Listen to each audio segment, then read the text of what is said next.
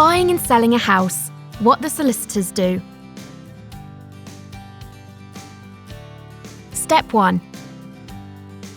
The estate agent finds a buyer, agrees the price, then writes to the solicitors with the details.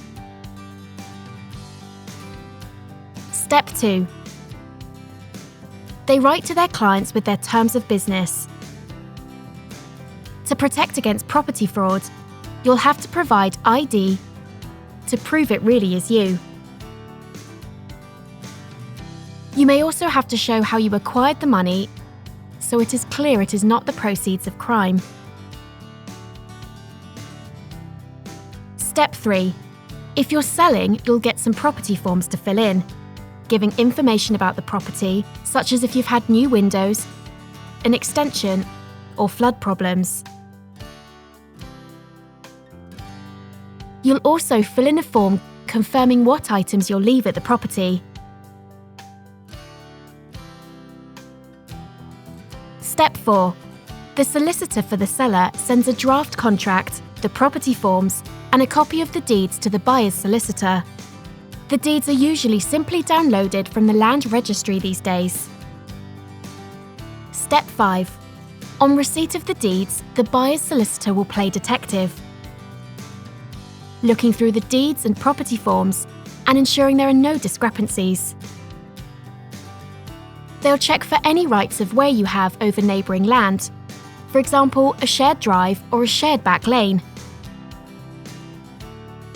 They'll look into rights that neighbours may have over your property, for example, a right to use a shared path.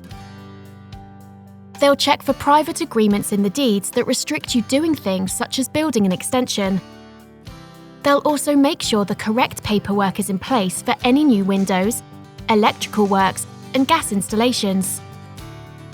Inquiries are then raised with the seller's solicitor to iron out any discrepancies. Step 6. Next, there are 3 usual searches carried out by the solicitor. A local search, which reveals things such as building works done to the property. An environmental search, which reveals whether the property may be built on contaminated land. And a drainage and water search, which shows where pipes run and confirms whether the property is connected to the mains. Step 7. The seller replies to inquiries.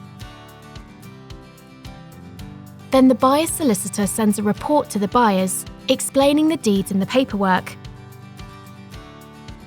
The buyers then sign the contract in readiness for exchange of contracts. Step 8. The moving date is agreed, called the completion date, and the solicitors call each other and exchange contracts. At this point, no one can back out. Step 9.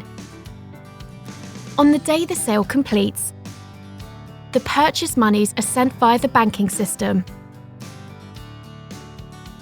Once it arrives with the seller's solicitor, the estate agent is called to say that the buyer can have the keys. This is usually around midday, but can sometimes take longer. Step 10. The seller's solicitor then repays any mortgage and also pays the estate agent. The buyer's solicitor will register the change of ownership with the land registry.